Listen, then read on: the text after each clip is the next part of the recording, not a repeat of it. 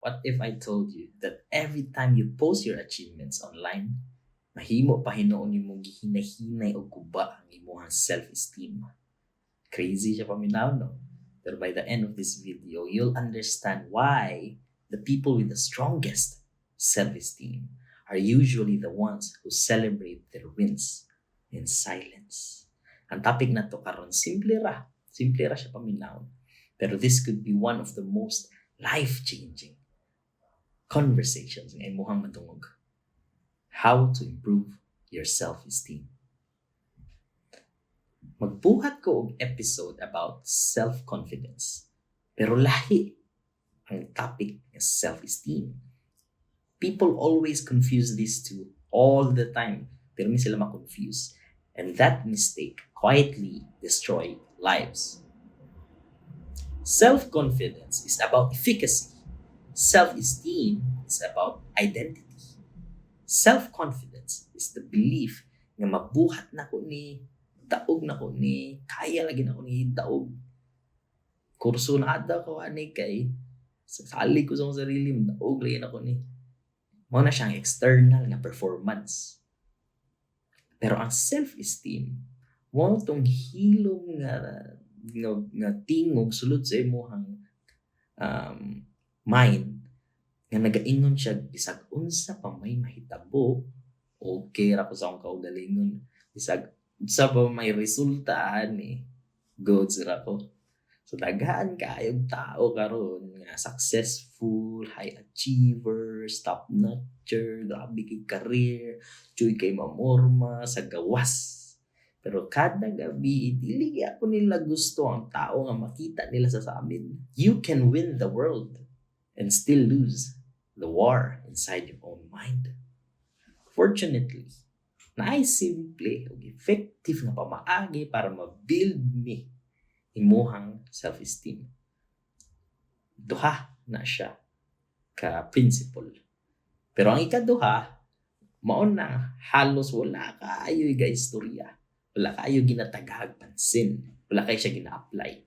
So before we begin, i-like and subscribe sa ako. Okay? It costs you nothing, man. And honestly, it's an estimable action. So, first, you need to do difficult or estimable things. Let's be real. Dili ka ma-proud sa imong kaugalingon kung maghigda ra ka tibok adlaw. Magsige ra kag doom-scroll, pasagdan yung ginabuhi, pasagad lang kag babad sa social media. Cheap dopamine will never build expensive character. You cannot cheat your way to self-respect. Kinahanglan nimo mupili og lisod nga tumong and you go after it. And you strive hard to achieve it. Ngita og something, activity ba nga challenging or hard siya sa imuha or sa average person, and do something that you can be genuinely proud of doing. Do something na genuinely proud you ka. First principle, kabaw na mo ani. Common na ni siya moment. Kabaw na ka ani. Mo maning always ginaingon sa mga tao. But the problem is, moment, almost everybody stops here. Sa first lang principle. And this next principle, mao ni ang mahimo uncomfortable para sa kadaghanan sa masa. Kung kaya lang ni mo remember isa ka butang, kaning second one ang dapat nimo i-remember. Second, you have to do difficult and honorable things and tell absolutely no one. Ayaw i-post or ayaw pagchika na yun sa uban. Mao na pinakalisod sa panahon karon. Ngano man? Kaysa higayon nga mabuhat ni mga usa ka lisod nga butang, i-post dayon nimo sa social media or iingon din nimo siya sa ubang tao para i-appreciate ka, ina-substitute nimo imong self-validation para sa external validation. I-trade nimo imong internal satisfaction para sa feedback sa uban. You literally rob yourself of the opportunity for self-validation, which is the very foundation of self-esteem. Social media itself, let's be clear, social media itself is not the enemy. It's just a platform. Ang problem kay magsugod kung ang imong peace of mind magsalig na sa reaction sa ubang tao. Kasalig na ka sa reactions sa ubang tao mo, men. Dili nga ng gentleman. Ang nahitabo, gitreno ni mo muhang utok nga ang premium sa imong paningkamot. Kaya ang views, ang likes, ang comments, ang reactions sa imong story or ang comments sa imong crush ug ang ubang tao. And the longer that you do that thing, you become a validation junkie. Addiction na siya mo, men. Dili na pang gentleman. Mura na kag addict po sa gambling. O ang kakuyawa na mo, men. When you live for other people's applause, you will die from their silence. So the idea here is to do difficult and estimable things and not tell anyone about it. Wala ka ignan. Buhat ka, buta nga. Magdagan, pili example, magdagan kag 5K or 10K. Wala ka ignan. Ka lang. Or for example, nakahuman kag training nga lisod kaayo siya sa world. Wala ka ignan. Ikaw ra. This gives you the opportunity to validate and esteem your own self. And moment, here's something nobody tells you, moment. The person that you talk to the most is yourself. Imong kaugalingon ng imong pinaka always ginastorya. Dili ang imong best friend, imong bestie, dili imong siblings, dili imong parents, imong kaugalingon. Mao na always nimo makastorya. Kung pirmi nimo gina-down og storya ang imong sarili, unsaon man nimo pagtuo nga gina-up imong own self-esteem? Saan nimo pagtuo nga mutaas ang imong self-esteem kung gina-down po nimo imong self? Usba ang imong storya sa sulod. Mo internal dialogue.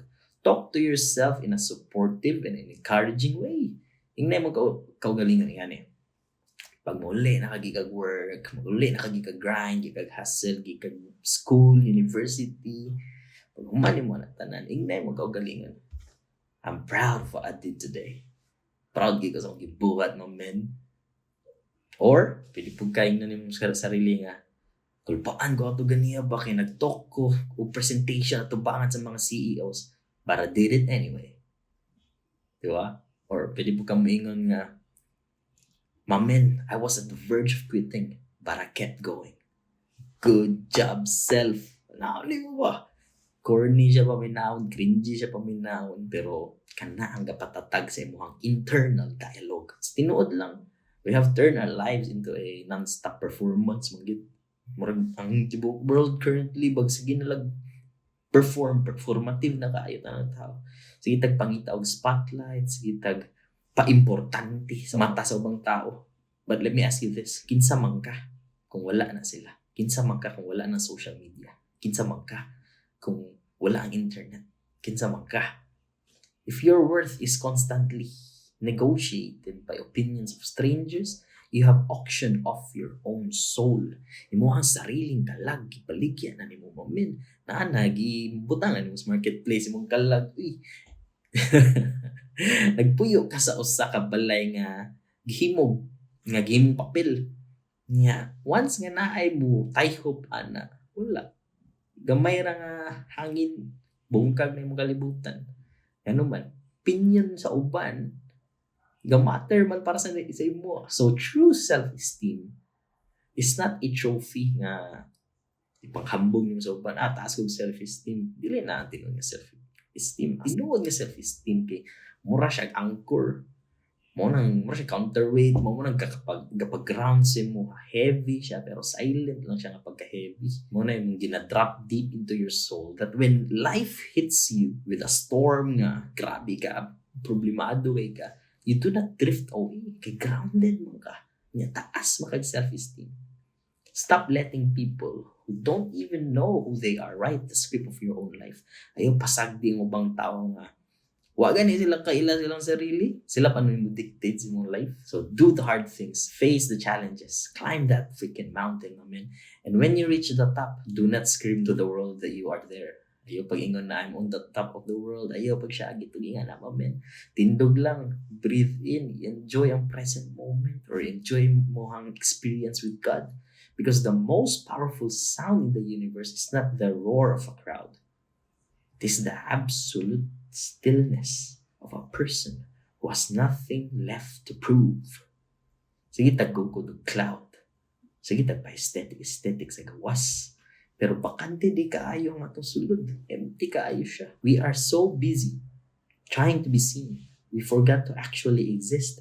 Kalimot na mo exist sa present moment. Wala na ato ang mind sa present ug sa current time. Maybe the strongest version of yourself is not waiting to be discovered by the world. Maybe he's waiting in the moments when nobody is watching. And maybe that's where real self-esteem begins. So, what's one difficult thing that you've done recently nga wala nakabalong ubang tao? Pwede nimo i-share sa comment section, pero kung i-decide nimo nga private, kapara, good sa bukuan na. Just be proud of yourself nga nabuhat nimo or na-achieve nimo na. If this video gave you a new perspective, ayaw kalimti nga i-like, subscribe, share po niyo sa mga tao nga pananaw nimo makatabang ni nga video pagtaas sila ang own self-esteem.